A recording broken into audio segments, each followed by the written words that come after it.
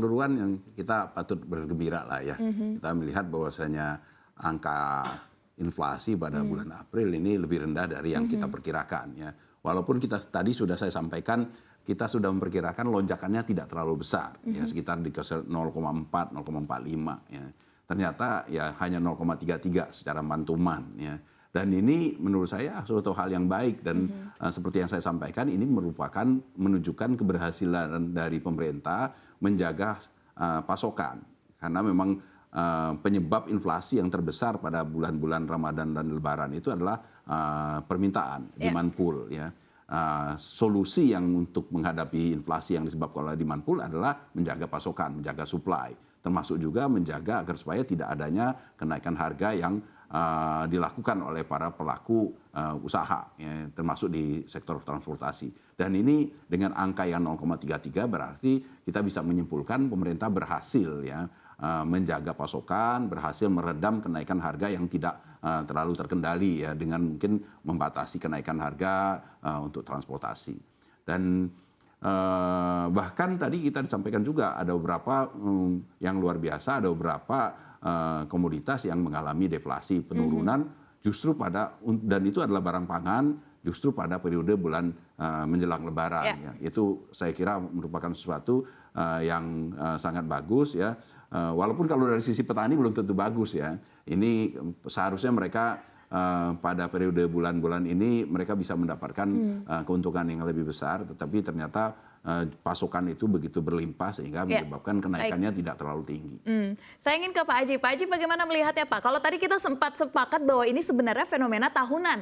Yang biasanya inflasi itu selalu naik dan tidak perlu, bukan hal yang aneh gitu melihat inflasi di bulan Ramadan dan Lebaran naik. Tapi tahun ini berhasil ditekan dengan adanya tadi kebijakan dari pemerintah yang berhasil, supply dan demand yang bisa dijaga, lalu juga ada beberapa komoditas yang harganya deflasi. Bagaimana Bapak melihatnya? Perlu kita melihat secara makro dan nanti perlu kita analisis secara mikro, Mbak Syaf. Tapi kalau kita lihat secara makro, pertama begini, memang angkanya cukup menggembirakan ketika tadi kita lihat angkanya ternyata hanya 0,33%. Artinya kalau kita melihat potensi secara agregat sampai dengan akhir tahun, maka kisaran inflasi itu hanya kisaran 3-4%. Semoga bisa kisaran itu sehingga bagaimana proyek sampai akhir tahun sesuai dengan kerangka ekonomi makro yang dibuat oleh pemerintah dan DPR sejak awal. Tapi satu sisi saya sepakat dengan Pak Peter tadi menyampaikan, kalau kita sedikit menukik secara tajam dalam konteks analisis mikro, Mbak Syaf, bahwa dalam kondisi Lebaran misalnya terjadi panen raya, kalau kita lihat ke studi kasus tadi adalah harga cabai turun, harga tembakau turun. Harga tembakau relatif wajar misalnya karena ada kenaikan cukai sejak tahun 2022, 23 dan bahkan 24 naik.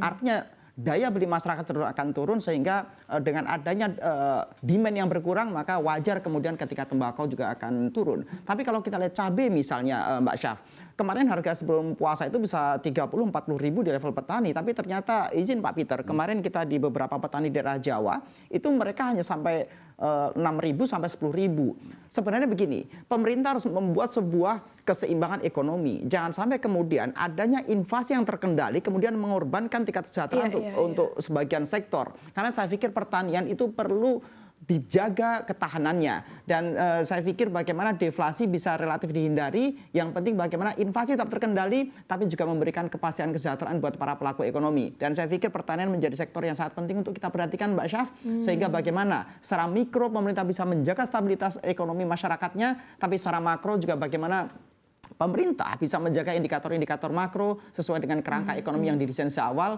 sehingga dalam konteks ekonomi nasional bisa terjaga dengan baik. Tapi tentunya dunia usaha secara umum Mbak Syaf melihat bahwa kenaikan inflasi yang hanya 0,33 mantuman adalah sebuah indikator yang positif dan semoga pemerintah bisa mendesain kebijakan-kebijakannya sehingga inflasi secara konsisten bisa terkendali sampai dengan akhir tahun. Itu yang menjadi harapan dunia usaha Mbak Syaf. Ya, betul. Saya ingin kembali lagi ke Pak Peter. Pak Peter, kalau misalkan kita melihat kemarin sempat juga ramai di mana tunjangan hari raya untuk para PNS ini nggak cair 100% nih Pak. Nah, apakah Bapak melihat ini membawa dampak terhadap roda ekonomi pada bulan April kemarin atau mungkin justru dampaknya hanya sekian persen saja Pak sebenarnya? Menurut saya enggak ya, tidak terlalu besar dampaknya ya, persoalan THR tersebut. Walaupun bukan berarti itu bukan masalah ya, tetapi kalau kita menghitung dampaknya terhadap perekonomian makro, saya melihatnya tidak terlalu besar. Pertama ya, kenapa dia tidak, menurut saya tidak besar? Karena konsumsi itu, konsumsi di Indonesia itu lebih di-drive oleh kelompok menengah atas. Ya. 80% lebih kontribusi konsumsi itu dikontribusikan oleh kelompok belanjanya, konsumsinya kelompok menengah atas. Sementara kelompok menengah atas ini daya belinya tidak bergantung kepada THR. Iya. Jadi walaupun mereka ini THR-nya nggak cair pun, mereka masih memiliki bisa daya belanja. beli. Iya. Ya, mereka masih tetap belanja. Ya. Itu yang pertama. Yang kedua, untuk kelompok bawah pun, walaupun THR pun nggak cair, ini karena kita bicara tentang Lebaran, yang istilah kita bicara tentang tradisi, ya, kita bicara tentang hal-hal yang sudah menjadi sesuatu yang rutinitas mereka setiap tahun, yang di mana mereka pada periode Lebaran itu mereka harus belanja, ya, beli baju baru dan sebagainya. Jadi walaupun THR-nya pun nggak cair, saya kira mereka juga masih memiliki tabungan untuk mereka tetap belanja. Walaupun mungkin harus bersusah payah untuk mereka belanja. Jadi kalau kita lihat dampak dari tidak cairnya THR bagi sebagian pegawai kita, bagi sebagian buruh kita, itu tidak berdampak secara signifikan terhadap belanja konsumsi kita pada periode April menjelang Lebaran. Oke.